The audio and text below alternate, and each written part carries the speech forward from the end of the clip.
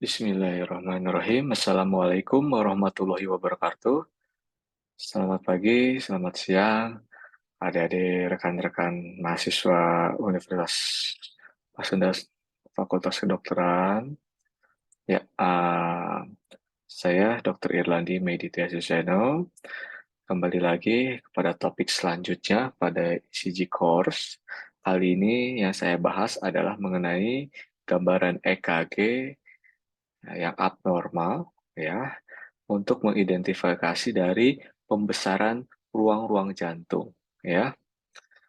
Untuk myocardial infarction dan iskemia akan dibahas pada sesi berikutnya. Oke, pembahasan sebelumnya seperti yang telah kita bahas pada sesi sebelumnya, ya. Sistematika pembacaan EKG dimulai dari pertama, ya, nol identitas, ya, kemudian rate regularities, kemudian irama, menentukan irama, kemudian QRS aksis, gelombang morfologi gelombang P, kemudian PR interval, kemudian morfologi gelombang QRS, kemudian ST segmen, gelombang T, gelombang U, dan terakhir dari QT interval. Iya. Nah, untuk yang kita seperti adik-adik ketahui, ya, jantung itu kan terdiri dari 4 ruangan, ya, 2 atrium dan 2 ventricle. Atrium itu ada yang kiri dan kanan, dan ventricle kiri dan kanan. Nah, dari EKG kita bisa mengidentifikasi, nah, apabila terdapat pembesaran dari baik atrium maupun ventricle dengan dari tampilan EKG, ya. Yang kita bahas pertama adalah pembesaran dari atrium, ya. Nah, sebetulnya untuk melihat adanya kecurigaan pembesaran pada atrium, yang kita lihat adalah gelombang P, ya. Hanya gelombang P, ya. Tidak usah pusing mikirin yang lain, ya. Karena gelombang P ini adalah merepresentasikan aktivitas pada saat konduksi listrik itu melewati atrium, ya. Ingat, gelombang P berarti uh, representasikan dari aktivitas listrik di atrium, ya. Kalau ventricle itu di QRS. Oke. Ya, ini mungkin di pembahasan Dr. Robin sudah dibahas, ya, bahwa aktivitas listrik jantung pada atrium itu direpresentasikan pada EKG itu di gelombang P, ya. Nah, kita cukup melihat sebetulnya di dua lead, ya, lead 2 dan di V1. Ini ada contohnya, gelombang P yang normal di lead 2 akan seperti ini, ya, smooth, ya, kemudian monofasik, ya. Nah, tidak terlalu lebar dan tidak terlalu tinggi amplitudenya. Kemudian di V1 dia bisa bifasik, ya, tapi tidak ada yang terlalu dalam atau terlalu tinggi, ya. Nah, untuk RAE kita kita tahu nih, ya, saya jelaskan bahwa setengah dari gelombang P nih, ya, ini ada setengah nih, ya, ceritanya. Ini gelombang P. Bila kita bagi dua gelombang P, maka setengah pertamanya itu merepresentasikan dari right atrium atau atrium kanan, ya. Sedangkan setengah keduanya dari gelombang P ini merepresentasikan atrium kiri. Ya, ingat nih, ya. Jadi, apabila RAE, right atrial enlargement, maka yang kelainannya adalah setengah gelombang gelombang P yang pertama. Jadi lebih tinggi amplitudenya. Ya. Kalau di V1 seperti ini. Sedangkan, nah, kalau di V1, defleksi pertama yang positif ini itu merepresentasikan dari atrium kanan. Sedangkan yang defleksi positif, defleksi yang negatif itu merepresentasikan atrium kiri ya. Nah, karena atrium kanan yang nggak normal itu ditandai dengan amplitudo pada uh, defleksi yang positifnya itu lebih tinggi ya. Sedangkan kalau LAE, nah ini kelainannya adalah dari setengah terakhir gelombang P. Jadilah terbentuk P mitral disebutnya ya. Ini disebut P mitral ya. Sedangkan pada V1 dia adalah terminal P wave-nya, defleksi negatifnya itu lebih dalam ya, lebih dari 1 mm. Nah, apabila keduanya itu disebut biatrial enlargement, maka memenuhi ciri-ciri RAE maupun LAE ya. Nah, ini sekarang kita bicara yang normal dulu ya. Gelombang P yang normal itu harus smooth ya. Smooth itu tidak lancip, tidak juga landai ya.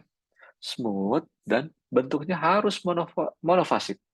Artinya monofasik hanya terjadi satu gelombang ya, baik kalau positif ataupun defleksi negatif. Hanya monofasik, tidak bifasik ya. Kemudian terjadi monofasik ini itu harus di semua lead kecuali di V1 ya, atau beberapa kasus di V2 mungkin karena penempelan EKG-nya kurang tepat ya. Jadi gelombang P itu harus smooth dan monofasik kecuali di V1 karena kita tahu di V1 itu yang normalnya dia bifasik ya, ada yang ke atas, yang setengah terakhir ke bawah. Ya. Kemudian ini tanda dari sinus ya. Gelombang P ini dia harus positif ya. Gelombangnya atau upright ya, defleksi positif itu di lead 1 AVL, AVF, V4 dan V6 ya. Dan harus terbalik di AVR. AVR itu kebalikannya ya. Nah, kalau di lead 3 itu bisa bisa defleksi positif, bisa defleksi negatif ya. Jadi yang harus positif adalah di lead 1 AVL, AVF, V4, V6 dan yang harus negatif di AVR, sedangkan di lead 3 bebas. Positif negatif bisa normal ya. Nah, kemudian selain kontur, selain defleksinya positif negatifnya, yang kita lihat adalah durasinya atau lebarnya ya. Durasinya itu tidak boleh lebih dari 3 kotak kecil atau kurang dari 120 milisecond ya. Nah, yang ini lebar durasinya. Dan amplitudonya tidak boleh lebih tinggi ya dari 2,5 kotak kecil atau 2,5 mm. Oke. Durasi tidak boleh lebih dari 3 kotak, tinggi tidak boleh lebih dari 2,5 kotak. Itu yang normal. Nah, sekarang yang kita bahas adalah pembesaran atrium kanan. Ya, pembesaran atrium kanan ya itu disebutnya P pulmonal. Ya, kalau yang pembesaran atrium kiri disebutnya P mitral. Ya. Nah, kemudian syaratnya apa? Yang lebih khasnya, yang paling gampangnya adalah kalau RAE atau right atrial enlargement itu bentuknya lancip dan tinggi ya, amplitudonya lebih dari 2,5 kotak ya. Namun biasanya yang kita lihat adalah di lead 2-nya ya. 3 AVF bisa kita lupain lah, pokoknya di lead 2 yang penjelasan yang pertama kan gelombang P itu dilihat di lead 2 dan V1 ya. Di lead 2 tingginya lebih dari 2,5 kotak dan di V1 tingginya lebih dari 1,5 milimeter, ya. Mana V1? Di sini nggak ada ya, gitu. Jadi, kalau untuk di V1 itu standarnya lebih lebih rendah ya. Kalau di lit 2 lebih dari 2,5 kotak ya. Tapi cukup dari lit 2 juga udah cukup ya. Kalau misalnya ada melihat ada yang gelombang P tingginya di atas 2,5 milimeter, itu kita bisa sebut dengan P pulmonal. Dan biasanya disertai dengan lebih lancip nih bentuknya ya, tidak smooth. Apa aja sih kasus-kasus yang bisa menyebabkan pembesaran atrium kanan? Ya, biasanya adalah kasus-kasus dari penyakit paru-paru, ya, chronic lung disease, ya. Bisa juga dari kelainan katup di sebelah kanan jantung, ya. Misalnya tricuspid stenosis, ya. Kemudian penyakit jantung bawaan, ya, seperti TOF, pulmonary stenosis, ya. Atau misalnya primary pulmonary hypertension, ya. Nah, sedangkan pembesaran atrium kiri, ya, kita itu adalah yang dinamakan P mitral, ya.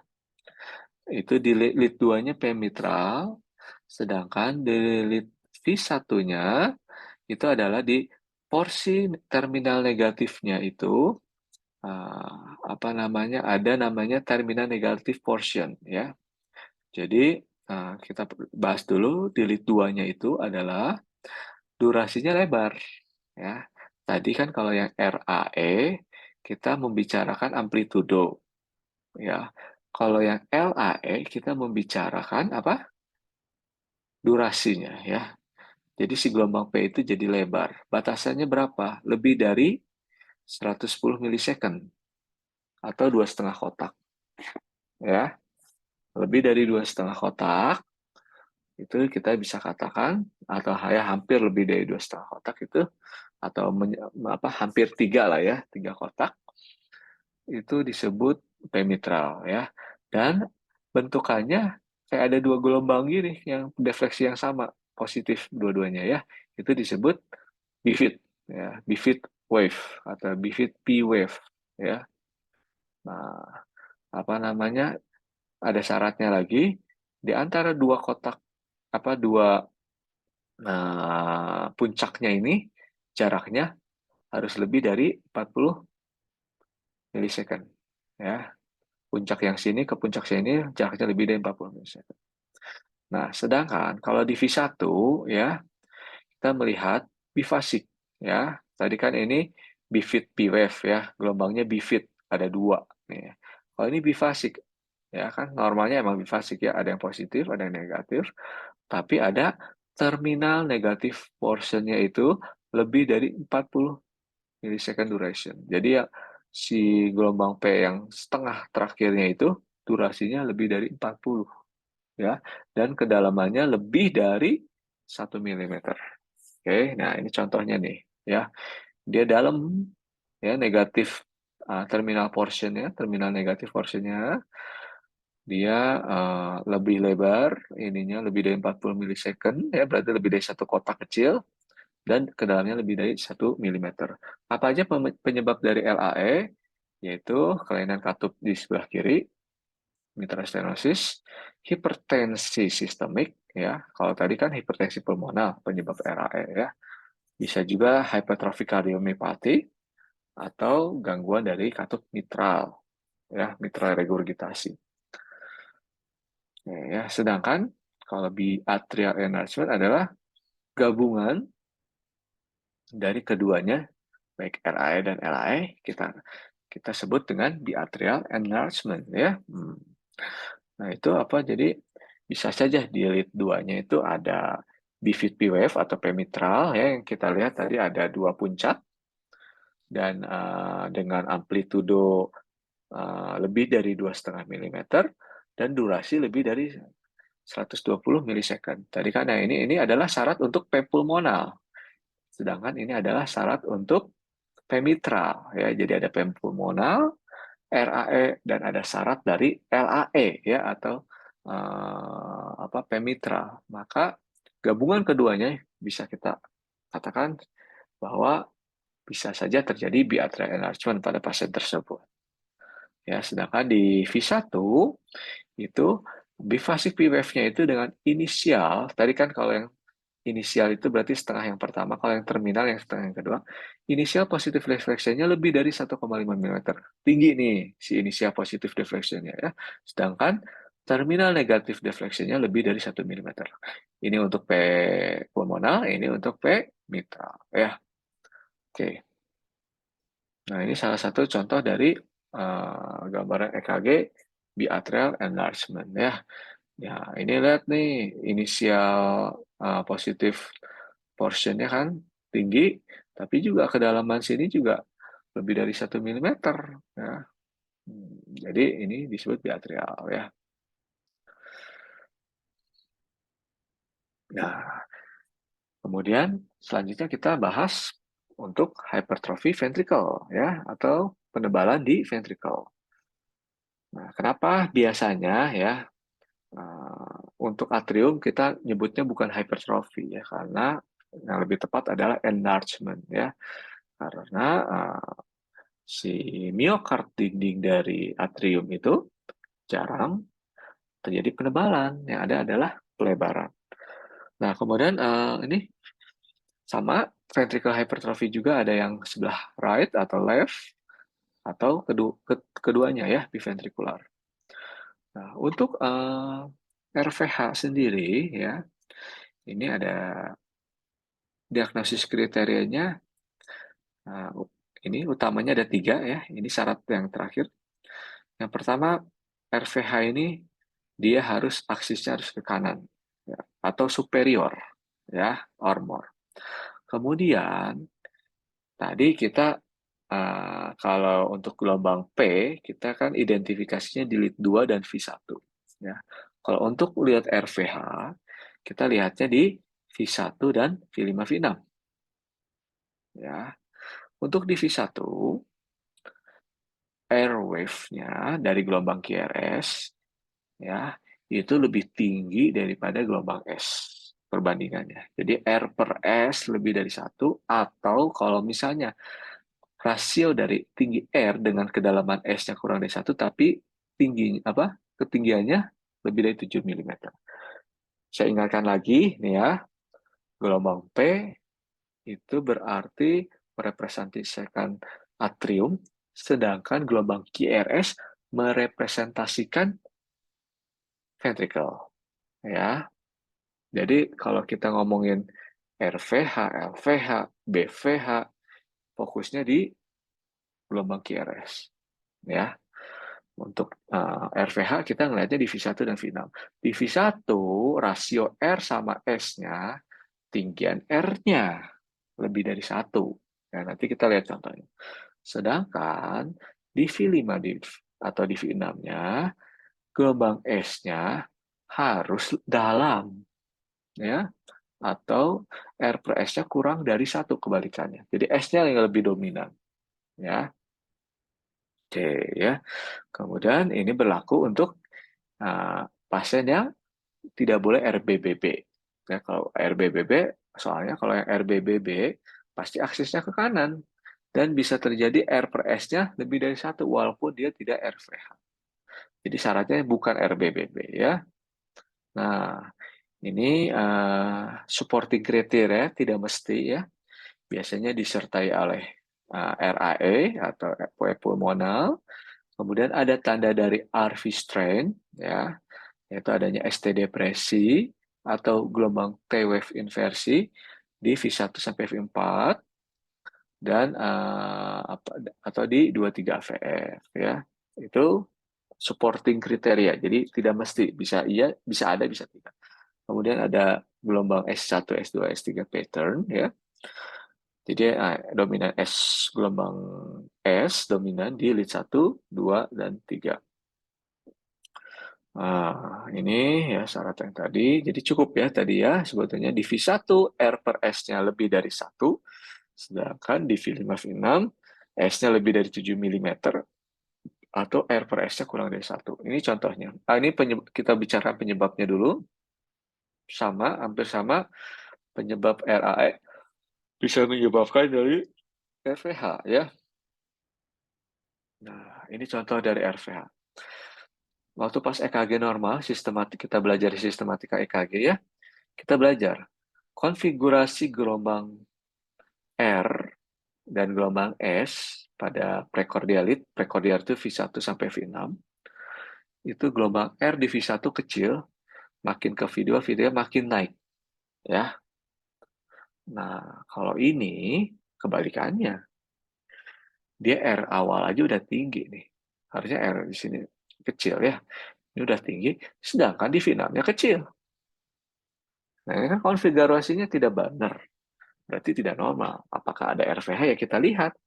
Ya, misalnya kita lihat nih. Tadi kan rasio dari R dengan rasio S itu lebih dari 1. Lihat nih, R-nya berapa kotak? Kita hitung kira-kira nih ya, ini 9, 10, 11. 11 kotak ya. 11. S-nya berapa kotak? 2. 11 bagi 2 berapa? Hah? Hampir 6. Ya, 5,5. Nah, sedangkan syaratnya lebih dari 1, ini 5,5. Ya, jadi ini memenuhi kriteria LVH yang pertama. Kriteria LVH yang kedua adalah gelombang S-nya lebih dari 7 mm ya. Nah, ini pas-pasan. Ini gelombang S-nya 7 mm. Ya, atau R sama S-nya besaran S-nya lebih dalam ya. Berarti ini masuk dari RVH ya. Nah, tadi syarat yang sebelumnya pada RVH itu aksisnya harus kanan. Kita lihat lead 1 dia negatif ya. Di AVF positif. Kan kita kalau lihat aksis kan 1 AVF ya. Ini lead 1 defleksi negatif, AVF positif. Maka dia aksisnya kanan ya. Kalau 1 negatif, AVF negatif berarti superior. Nah, untuk LVH sendiri sebetulnya kriterianya banyak ya. Cuma apa namanya? Di sini saya tampilkan beberapa kriteria ya. Tapi yang paling sering adalah misalnya kayak Sokolov-Lyon ya, sama Cornell ya. Nah, Sokolov-Lyon itu adalah ya, kita bicarakan. Jadi kita melihat gelombang S pada V1 ya, dan ditambahkan gelombang R yang paling tinggi mana di V5 dan atau di V6 yang paling tingginya mana, itu kita jumlahkan S di V1 dengan R di V5 atau V6, itu apabila jumlahnya lebih dari 35 mm, maka masuk kriteria dari LVH. Ya. Kemudian ada lagi ya, ini Cornell ya. Kalau Cornell ini kita lihat S di V3 dan R di AVL untuk laki-laki apabila lebih dari 2,8 mV ya atau 28 kotak, dia disebut LVH. Kalau untuk perempuan batasannya lebih dari 20. Ya, seperti itu. Nah, biasanya apa namanya? eh, kriteria supportingnya adalah ya dia adanya LAE ya, tidak mesti, tapi kalau ada LAE kita curiga apakah ada LVH juga sepaket gitu ya. Terus aksisnya ke kiri ya.